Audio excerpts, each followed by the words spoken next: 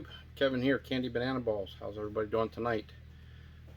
Wanted to grab this little hatchling out while I discuss a couple things just for something else to look at. But anyway, want to answer a couple questions that I see a lot of on like Facebook forums, that kind of thing. First one is, you'll see almost daily or every couple days, my snake hasn't pooped. My snake hasn't pooped in a week or 2 weeks, and should I be concerned? What should I do? That type of thing. So that's a tough one to answer. Different hatchlings, different life stage of the snake, depending on how active they are, how much they're eating. All that plays into a factor, how often they're going to go to the bathroom. It's not uncommon for these snakes to go even over a month, 6 weeks, even 8 weeks before they go to the bathroom. You'll find a lot of them will store up and go to the bathroom when they shed. So you know how often your snake sheds. It could be a while. So there's really no cause for concern to a point. You definitely want to keep an eye on each one of your animals, obviously. And if something seems to be, getting past that 2-month point, you already had a shed, you still haven't seen anything, or if you notice anything like toward the lower body of the snake where it's getting, larger, they can get, impacted. There's a couple different remedies, home remedies, before you have to seek vet treatment. You can put them in a warm, like a warm shallow bath. A lot of times that helps. A lot of times, just if they haven't been handled in a while, just getting their exercise and getting them handled is a lot of it. And I think, in my opinion, a lot of the issues with these snakes not going to the bathroom is just that. They're in their racks, they're in their enclosures, and they're getting very minimal exercise. And just like people, if you're more active, it seems to be you're more regular. If that snake's being handled and it's out moving around, it's active in its enclosure, it's getting its quote exercise, I think you're going to notice it's going to be a lot more regular than some that are maybe just mostly time sitting in their hide and not really moving a whole lot. Feeding, if they're only feeding every 2 weeks, every 3 weeks, every 4 weeks, obviously that's going to slow everything down. Now, if you have a snake that's eating every week, it's active, I would expect it to be fairly active in its pooping. But again, no cause for concern until you get to that probably 6 to 8 week range. Then I would keep a real close eye, make sure you don't see anything going on, swelling, anything like that, notice anything around the coicula, that kind of thing. So just keep an eye on them, but it isn't something that every few days or every week, if your snake doesn't go to the bathroom, to be concerned of. And a lot of newer snake owners, that's a very, very common question that you see posed is, why is my snake going to the bathroom? So wanted to cover that. Basically, don't be concerned. They will go on their own terms, and a lot of times it's pretty ugly. If you have some bigger breeder females and males and they've stored up a while, you'll think that your pit bull went to the bathroom. I mean, it's pretty impressive what they can put out of a small little snake body. So don't be alarmed one day when you walk into your snake room and it smells horrible, and you get in there and you find half of the tub is the length of half the tub has a nice present waiting for you. So that was the one subject I wanted to cover in this quick video. The next is, there's a little bit of controversy on feeding wise, if you can feed multiple prey items at one feeding. Obviously your best bet is to get the appropriate size meal for your snake. So if you have a smaller snake, go by the body weight of the snake. If it's 100-gram snake, you want to feed about 15% of that. So you want a 15-gram pinky or mouse or small ASF, and keep it to that way. Now I believe it's up to 200 grams you want to follow that rule of the 15%. Much past that, You want to basically look at the body of your snake.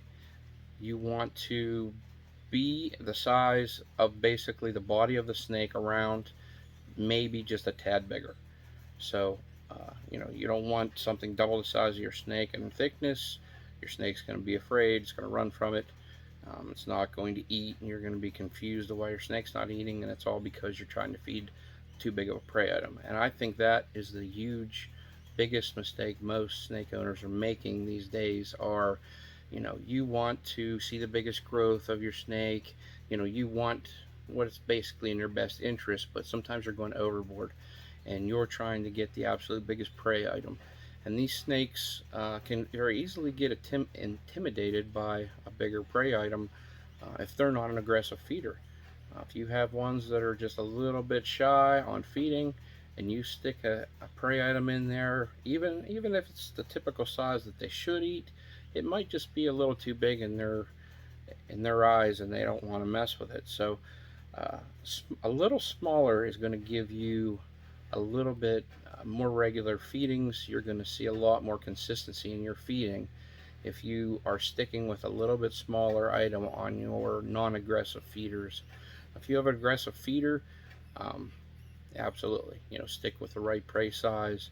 You know, put that one in there, and they're taking it all the time. No worries. But if you got one that's giving you little problems and it's being a little shy feeding, try just going a tad smaller on the prey size, and I think you're going to see a lot more success in your feedings.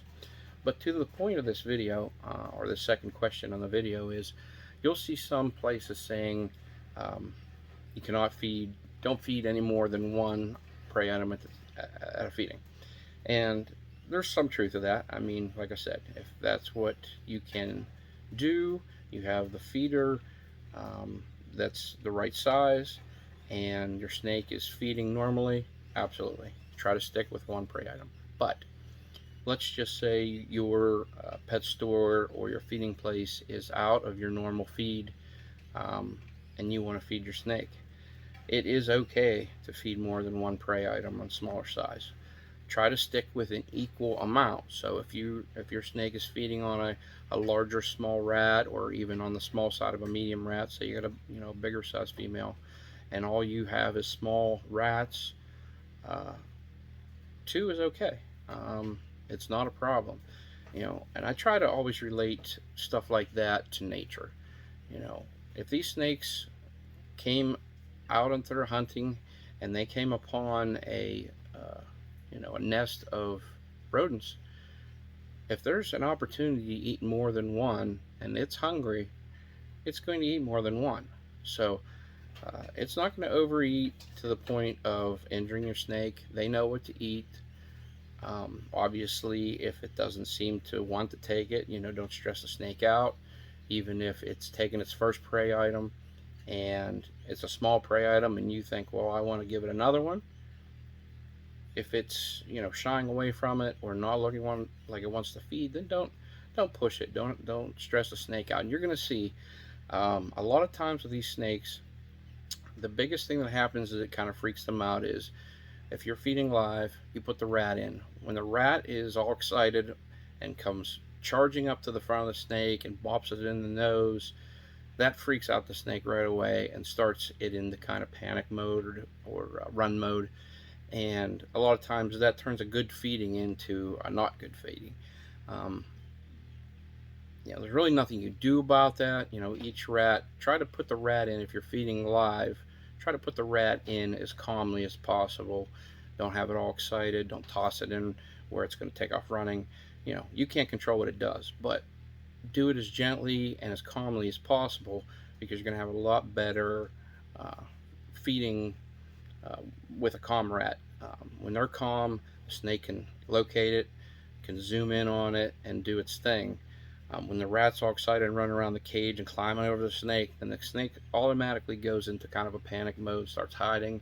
And not to say it still won't feed, but a lot of times you'll have snake that typically would feed that all of a sudden is now not going to, because it's in that kind of panic freak out mode. So be careful with that. Like I said, I know you can't control the rat, but you can control how you put it in there, and try to do it as calmly as possible. This guy's kind of checking me out. Anyway, so that's what I wanted to say. It is okay to have multiple prey items as long as they are smaller and going to basically equal the size that it would typically eat. That's about it. Just wanted to answer those couple questions that I see posed quite often, and maybe help you guys out with, being stressed out about your animal going to the bathroom and or feeding more than one prey item. Uh, that's my take on it. So hope you guys have a great night. Uh, Enjoy, and if you haven't subscribed, please do.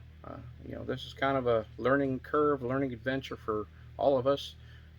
Why not go along the journey with us? We're going to be breeding. We're going to talk about all kinds of good stuff. We're going to learn together. I'm sure we'll have a few mistakes that we learn from together, and it can be fun. So please like, subscribe, and you guys have a good evening, and take care, and good night, YouTube.